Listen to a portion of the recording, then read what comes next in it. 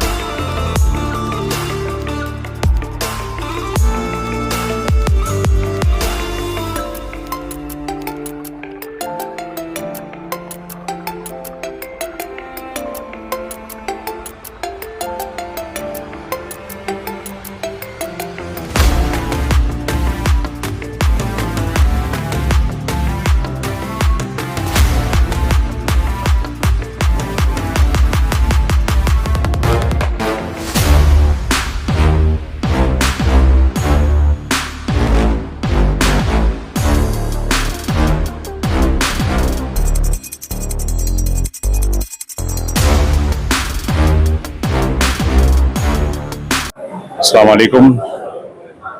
ये जो पार्लियामेंट का सेशन में जो वक्फ तरमीमी बिल लाने के लिए पूरा तैयारी हो चुका है, ऑलरेडी कैबिनेट में अप्रूवल भी होकर है, बस डेट का इंतजार है।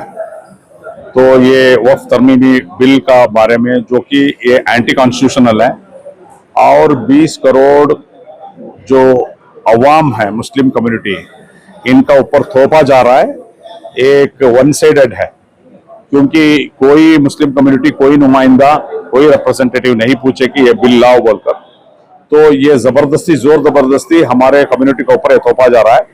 इसमें जो डेंजरस है, बहुत सारे, जैसा कि इसमें नॉन मुस्लिम्स को वक्फ बोर्ड में इंक्लूड किया गया। सीईओ जो है पहले मुस्लिम होना था, अभी किसी को भी डाल सकते हैं।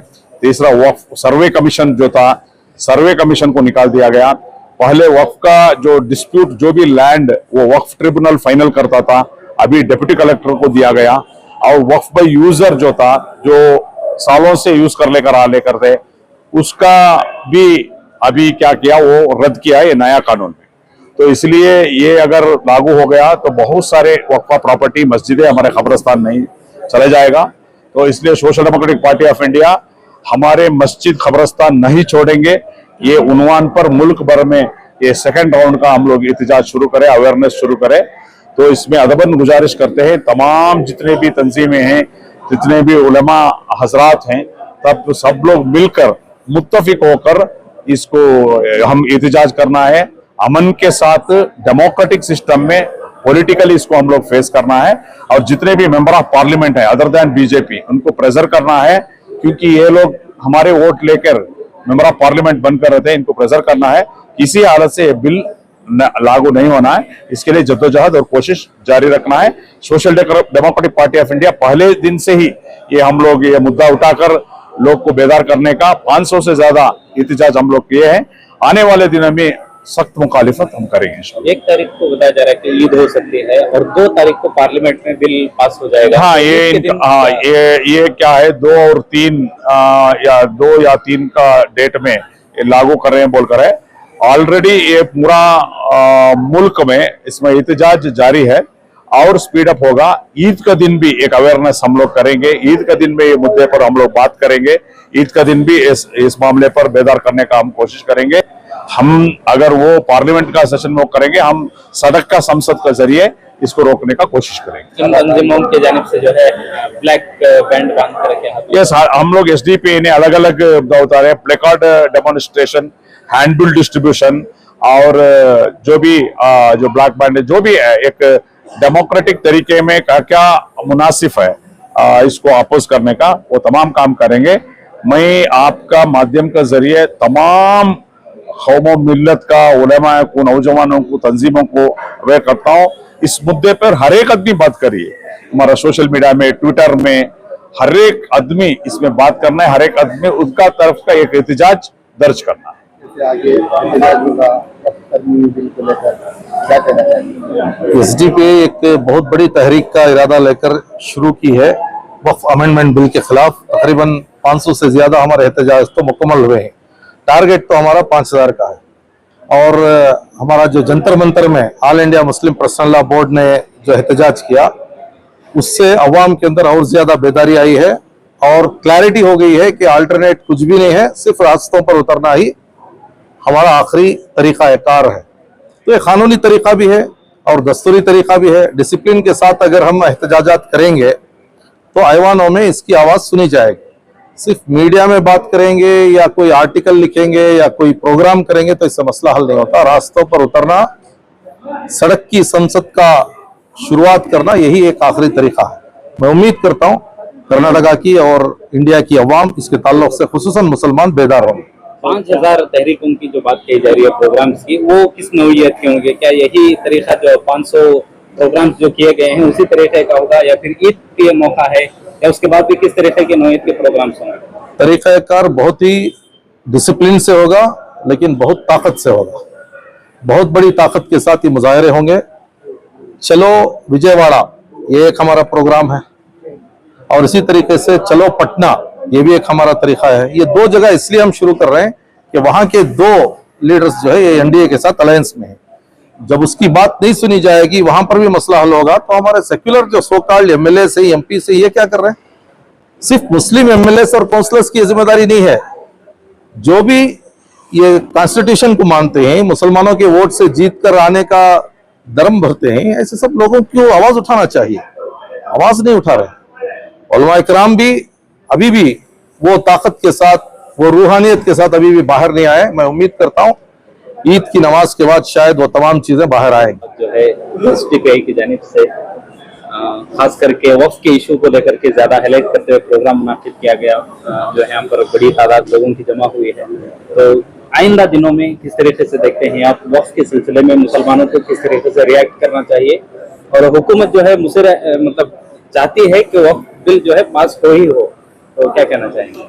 2 तारीख को ये लोग लोकसभा में वक्फ बिल पास करने में शायद कामयाब हो सकते हैं, क्योंकि नीतीश कुमार को भी एक बहुत बड़ा डेलीगेशन जाकर के मिला, चंद्रबाबू नायडू से भी मिला, लेकिन कोई ताउन हम लोगों को नहीं मिला। इससे प्राइमा फेसी ये लगता है कि नंबर्स के हिसाब से लोकसभा में शायद ये बिल पास हो जाएगी 2 तारीख को। आज मुसलमान जिस कोने में भी है हिंदुस्तान में, अगर इस बिल के खिलाफ एहतजाज का हिस्सा नहीं बना, अगर ये लोग बिल पास करने में कामयाब हो गए, तो गली गली नुक्कड़ नुक्कड़ आज हमारे खिलाफ, हमारे तंजीमों के खिलाफ, हमारे मस्जिद, मदारिस, दरगाह, कब्रिस्तान, हर एक जो भी हमारी आस्ती है, जो भी हमारी प्रॉपर्टी है, इसके खिलाफ एक लिटिगेशन ला करके एक साजिश के तौर पर ये शरपसंद ताकतें इस बिल को पास कर रहे हैं। यकीन मानिए इस बात का कि मुसलमान अगर बनकर कोई पैदा हुआ है तो आदम अलैहिस्सलाम से लेकर आज तक भी और क़यामत तक भी अल्लाह ताला मुसलमानों को आजमाते रहेंगे। आजमाइश में इकट्ठा होना जरूरी है, साथ करना जरूरी है। आज ये बात ये नहीं है कि ये एसडीपीआई का प्रोग्राम है। आज मैं चाहता था कि अगर कोई कांग्रेस का भी लीडर हो, कोई जेडीएस का हो, कोई बीजेपी का भी अगर मुसलमान, वैसे तो हैं बहुत सारे, तो मैं ये कह रहा हूं कि हर किसी को साथ में आकर के जुड़ना था। भाई हमारा मकसद क्या है? गैरों को देखिए, जब वक्कलिगा के कोई इलेक्शन होता है किम्स हॉस्पिटल में, तो बीजेपी, जेडीएस, कांग्रेस, सब पार्टियां मिलकर के, वक्कलिगा अगर उसकी जात है तो वो आकर के मिल जाता है। ये चीज मुसलमानों में देखने के लिए कम मिल रही है। मैं ये कह रहा हूं कि आज इकट्ठा होना जरूरी है। सब लोग मिलकर के इसका एहतजाज करेंगे। जैसे फार्म लॉस बिल गवर्नमेंट वापस ली, उसी तरीके से इस बिल को भी वापस लेगी। आइंदा चलते दिनों में कोई अगर बड़े आपको इशारा कर रहे हैं कि इस जगह पर एहतजाज है, तो आपको इस एहतजाज का हिस्सा बनना जरूरी है।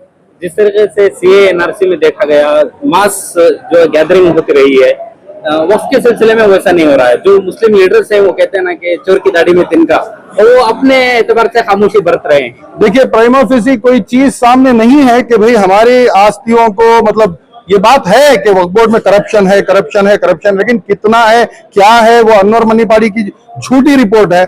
उस रिपोर्ट के इस पर हम लोग कोई डिसीजन लेने के लिए पीछे हट रहे हैं। आज लोगों का ये कहना है, अब इस दावत में भी, इस इफ्तियार की महफिल में भी बहुत सारे लोग आकर ये बोले कि बड़े बड़े जो हुक्मरान बैठे हैं, सियासी कायदीन जो बैठे हैं, इन लोगों के पास वक्फ के प्रॉपर्टीज है। बात ऐसी नहीं है।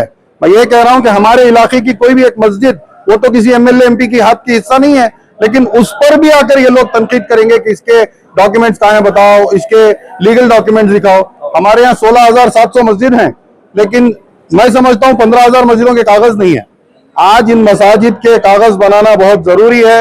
हम लोगों को इकट्ठा होना बहुत जरूरी है। भले एसडीपीआई बुलाए, कांग्रेस बुलाए, उलमा इकराम बुलाए, मुस्लिम पर्सनल लॉ बोर्ड बुलाए, जमियत उलमा हिंद बुलाए, जो कोई भी बुलाए, भाई हम लोग एहतजाज का हिस्सा बनेंगे। हम इसके खिलाफ आवाज इतनी देर तक उठाएंगे जब तक कि ये बिल, जिस तरीके से सीएए, एनआरसी, जिस तरीके से फार्म लॉस, जो 3 ड्रैकोनियन लॉस जिसको मैं कहता हूं, उसको वापस नहीं गवर्नमेंट लेती, तब तक हम लोग एहतजाज करेंगे। मैं ये भी बात कहना चाहता हूं कि देखिए, इन लोगों को पता है कि किसको कब कैसी तकलीफ देना है। आज एमके फैजी साहब को अरेस्ट किए हैं, कोई 6-7 साल पुराना किस्सा उठा करके। अगर इनको करना होता तो ये लोग उसी वक्त कर सकते थे, लेकिन भटकाने के लिए ये लोग कोई ना कोई एक इशू उठा लेते हैं। अब ये संभल की जामिया मस्जिद का किस्सा वाकया हुए, 5 लोग शहीद हुए, ये होकर के 2.5 महीने के ऊपर हो गया। परसों जाकर के उसके सदर को, आप मस्जिद के जो कमेटी के सदर थे, उनको अरेस्ट कर लिया गया है। इस तरीके से नागपुर में देखिए, प्रोवोकेशन के हिसाब से ये लोग आते हैं, मस्जिद के अंदर पटाखा डालते हैं। माओ के अंदर जो गलाटा हुआ मध्य प्रदेश में, वो होली मनाते नहीं, वो क्रिकेट टीम जब जीती इंडिया न्यूजीलैंड के खिलाफ, तो पटाखा सिलवा करके मस्जिद में फेंक दिए। अब मस्जिद में कोई पटाखा फेंक दे और मुसलमान खामोश बैठे, ऐसा तो हो नहीं सकता ना। अब इन लोगों के साथ भी कोई इस तरीके का बर्ताव करे तो वही बोलते हैं ना, एक्शन के लिए रिएक्शन। तो मैं ये कहना चाह रहा हूं कि आज इश्काल कर मुसलमान को रोड पर लाकर इन्हीं पर गोलियां चलाना, इन्हीं पर केस ठोकना। अब नागपुर में क्या हुआ औरंगजेब को लेकर के, भाई जो गद्दार औरंगजेब के बाप दादा को, बाबर को हिंदुस्तान बुलाया था, उस गद्दार को बुला करके ये राजस्थान के अंदर डिप्टी चीफ मिनिस्टर का पोस्ट देते हैं। आज जो फिल्म निकली, छावा फिल्म निकली, एक फिल्म से मुतासिर होकर के ये लोग इनके मजहब के अंदर बदलाव। अरे मैं तो कहता हूं कि कृष्णा ने भी, जो भगवान इन लोग मानते हैं कृष्णा, उसने भी तो जंग की थी, उसने भी तो कंस का वध किया था, शिशुपाल का वध किया था, मुसलमानों को थोड़ी मारा था कृष्णा। और उसको भगवान बनाकर ये पूजा नहीं कर रहे हैं। तो एक राजा है, राजा अपने दौर पर जो तलवार बोलता है वही सुनता है। अपनी आस्ती संपत्ति बढ़ाना, अपना सम्राट, अपनी साम्राज्य, अपनी जो टेरिटरी होती है, अपनी किंगडम जो होती है, उसको बढ़ाने के लिए राजा थोड़ी ना फूल देगा क्या, मतलब तलवार ही तो इस्तेमाल करेगा। तो मारा होगा राजा। अब ऐसी हालत में ये भी कहना चाहता हूं कि शिवाजी को, जो महाराज कहते हैं, छत्रपति शिवाजी महाराज को औरंगजेब के पास लाने वाले कौन थे? इन्हीं के लोग थे, गद्दार इन्हीं के अंदर हैं। राणा संगा कौन था? पहले जाकर के इतिहास उठाए। लेकिन मुसलमानों को यह है कि बहका देते हैं, उनको एक इश्काल देते हैं और हम लोग इश्काल का हिस्सा बन जाते हैं। आज उनके ऊपर केसेस डाल के, यूएपीए एक्ट डाल के, सेडिशन चार्जेस डाल के, ये बहुत गलत हो रहा है। इन सब चीजों के लिए मुसलमान आज ये ना सोचे कि भाई पार्टियों से हटकर, मसलकों से हटकर, आज कलमा पढ़ने वाला मुसलमान, तेरा मेरा रिश्ता क्या है, ला इलाहा इल्लल्लाह, बस इस पर जुड़ जाए इंशाअल्लाह। खुदा की कसम, दुनिया की कोई ताकत हमें आंख नहीं दिखा सकती।